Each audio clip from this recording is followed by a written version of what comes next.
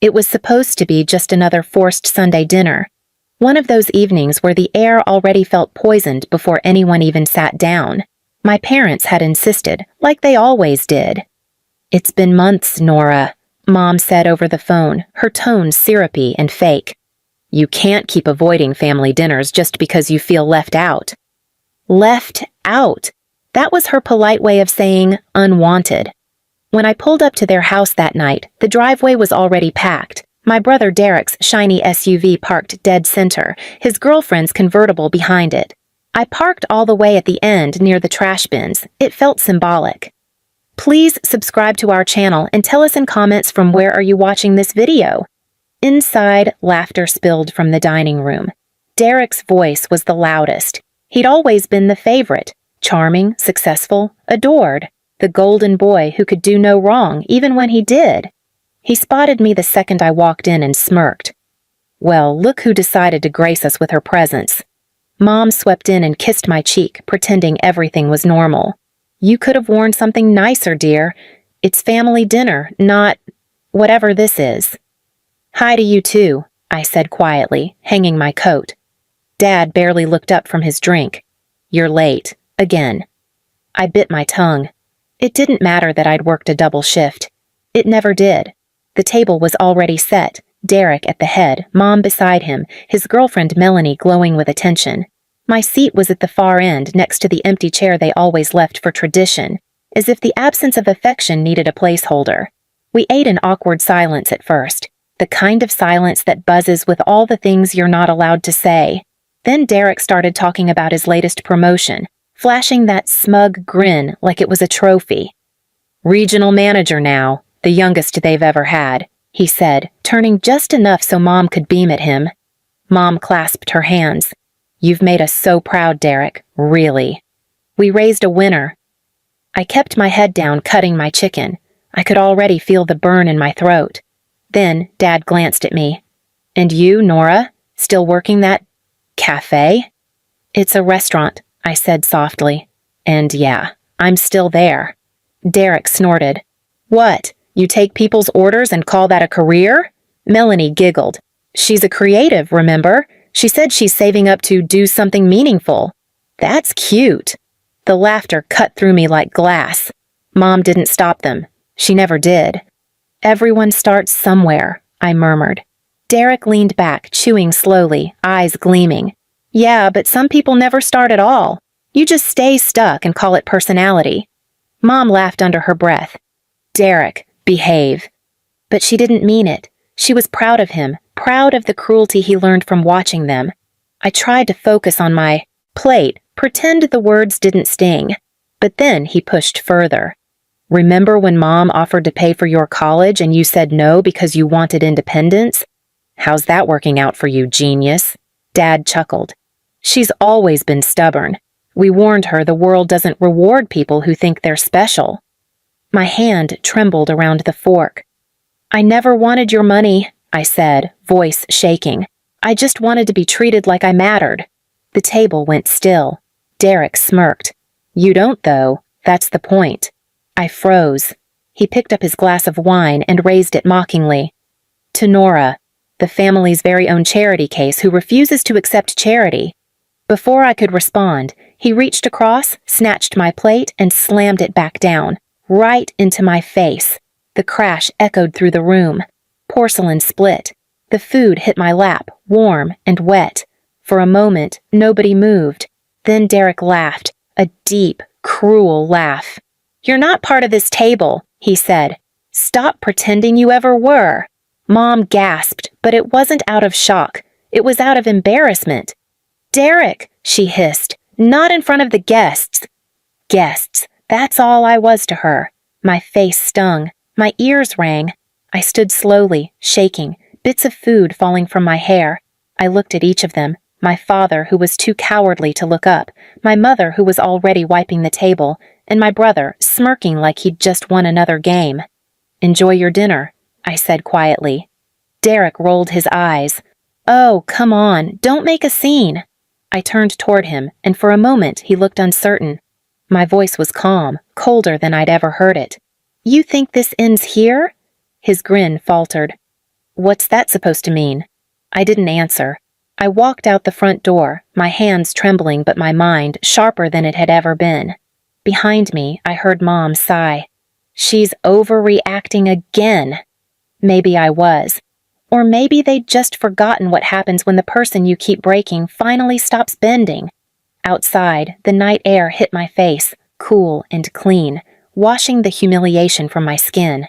I walked down the driveway, past the row of cars gleaming under the streetlight.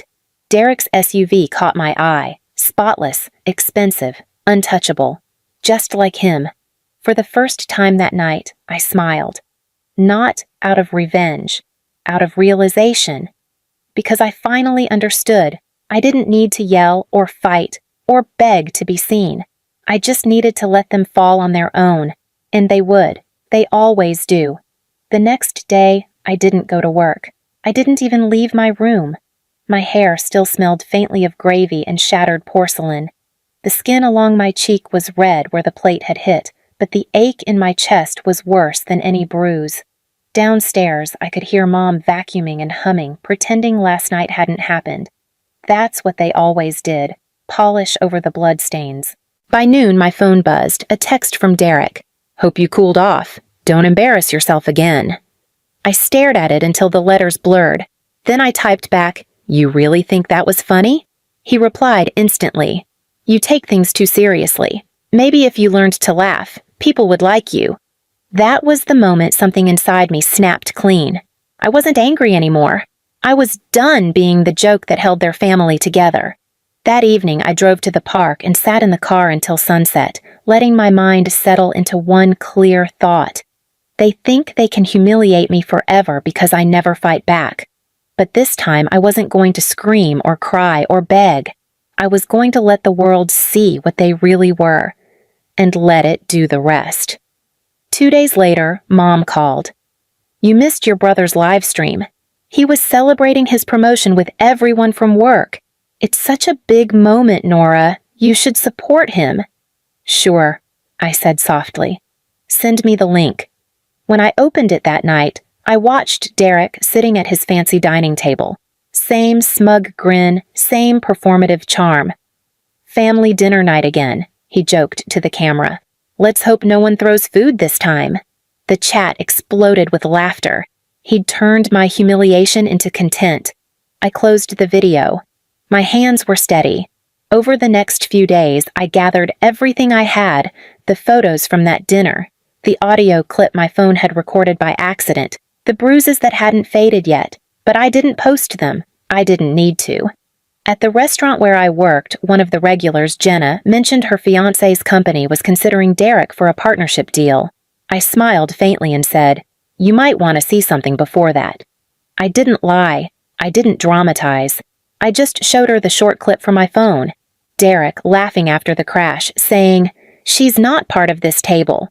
Her expression hardened. He did that to you? Yeah, I said, and bragged about it online. I didn't expect what came next. Within a week, Derek's clip had spread quietly through his circle, his sponsors, his colleagues, his boss.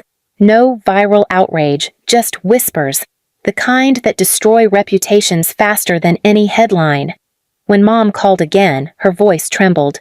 Your brother's been suspended. Someone leaked that video. Do you know anything about it? I kept my tone calm. No, Mom. Maybe the world finally saw him for who he is. You've ruined him, she cried. No, I said. He did that himself.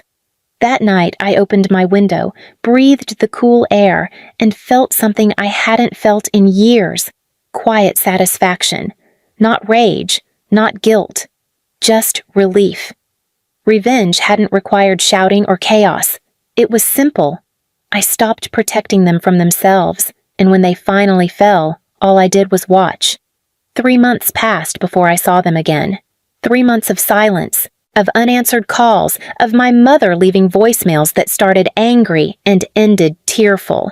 At first, they demanded explanations, then they begged, then they just went quiet. That silence used to terrify me. Now, it was the calmest sound I'd ever known. I'd moved into a small apartment downtown, nothing luxurious, just mine. The walls didn't echo with insults. The air didn't reek of resentment. I worked double shifts, took online design classes, and started rebuilding the version of myself they'd spent years tearing apart. I didn't want revenge anymore. I wanted peace. But peace has a strange way of finding you only after the storm finally collapses. One morning, I was pouring coffee when I got a text from Melanie, Derek's ex-girlfriend.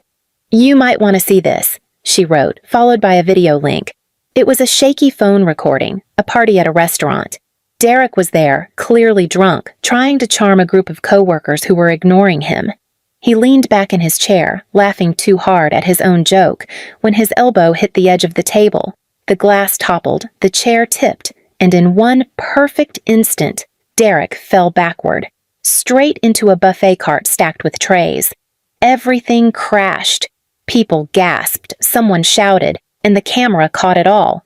The sound was identical to the night he'd smashed a plate into my face. The video cut off after his scream, but the caption underneath was what caught me. "Karma's dinner is always served hot." It had been reposted, reshared, remixed.